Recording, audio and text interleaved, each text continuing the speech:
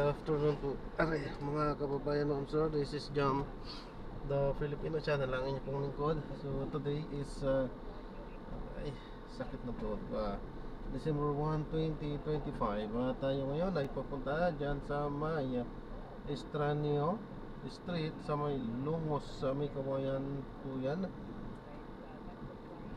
Lungos, may Kawayan City. At dadalhin natin yan sa may Galas Street, Malahacan, may Kawayan. Okay, so magbabalik po tayo mamaya konti pang nakuha na po natin sila. Disclaimer lamang po, ang content po natin ni kalsada at hindi ang passenger. Kaya naman, sakasakali naman po na may marinig kayo mga pangalan ng lugar, pangalan ng tao, pangalan ng organisasyon, sa government o private man yan, ay wala pong kinalaman ang channel na ito at wala pong pinapatungkulan. Lahat po na pinag-uusapan dito ay pawang dito lamang po yan sa loob at wala akong pinapatungkalan sa labas. Sige po, magbabalik po tayo mamaya konti pag nakuha na po natin sila.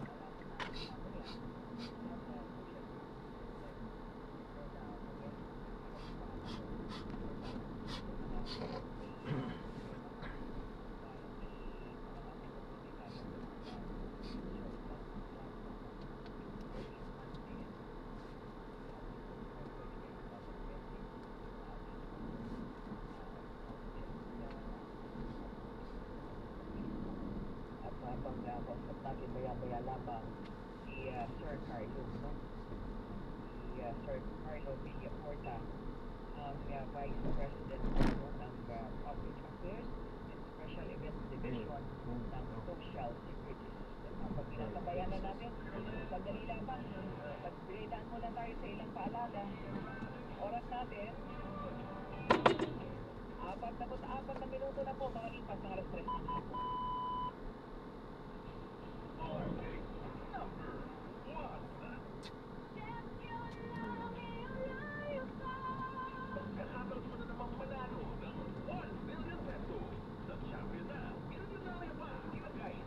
Pangit na mga daanan dito.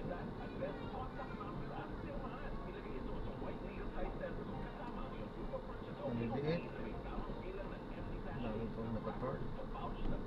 Ito yung fairness, maluwag na. Doon sa pinanggalingan natin kanina, grabe.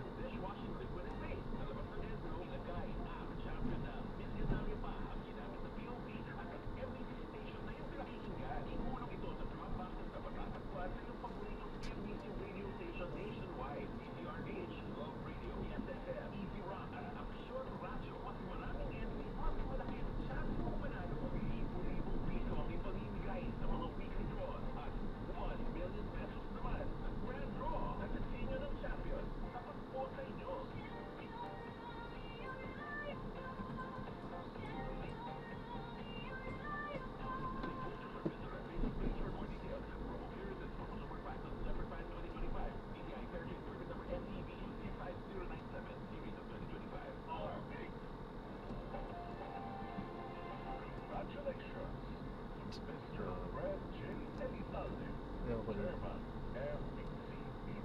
Ewan ko dito.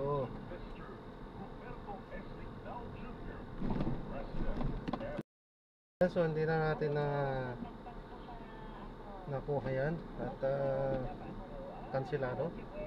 So napakaraming isasakay pang lalamog. Actually pinagbibigyan sana natin sapagkat medyo napalayo na rin yung ating napuntahan at para naman hindi masayang yung lakad natin at nakakaya din naman sa kanila. Kaso nga lang suplada sila. So tinatanong ko lang kung saan mo isasakay. So sila pa yung ganang ano. Kung ayaw mo di ano, tanong ka ng tanong, sabi ano ba yun?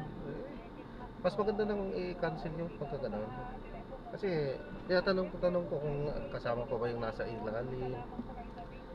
Kasi syempre hindi naman na yung pang ano talaga hindi naman panglalamog na yun, pang deliver na yun, ikino-consider lang sila tapos sila pa yung may ganang magsuplada ng gano'n. Tanong ka ng tanong, sabi gusto may cancel ko na lang. Sabi ko, tinatanong ko dahil gusto kita iaayos ko ang pagkakamada, sabi ko. Kayo po, kung gusto nyo pang i-cancel, na ano na yun ha, na isakay na yung iba. Di, kung gusto, di cancel nyo na lang po, sabi ko. Sige, cancel, sabi ko. Suplado talaga. Mas maganda na i-cancel ng gano'n kaysa kaya na isakay natin, saka magre-rate ng ano, samantalang sila yung nagmamayabang, anong tawag dito? Parang feeling ba? Feeling na personal driver kanila. So, supladahan kang feeling driver kanila, na feeling kanila ang sasakyan. Ay, nako. Yung ganong mga ano, hindi na kailangan talagang isinasakay yung mga ganon. Dahil magpapahamak lang sila ng hanap buhay ng isang driver, ng isang katulad namin. Magre-rate sila, paniniwalaan sila ng company. Nang dahil sa ganong kasupladahan nila, paniniwalaan sila ng company. Kapag nag-rate sila, automatic yun, magbabawas yun sa aming ratings. So mag-ano po yun, magre-reflect na yun sa amin. Nang dahil sa kasinungalingan nila, nang dahil sa kasupladahan nila, na gustong-gusto nila magsuplada, na feeling nila sila ang may-ari ng sasakyan, na feeling nila ay driver nila kami, na feeling nila ay talagang karapatan nilang supladahan kami. Wala nang problema dun eh. Pero walang ano, wag lang na parang maliitin ka talaga. Wala problema dun, tanggap namin yun. Pero pagka tumahimik ka na, dapat wala na yun. Kaso nga lang kung ganon, kahit magsusuplada at kahit na tumahimik ka, ranas ko na yan eh.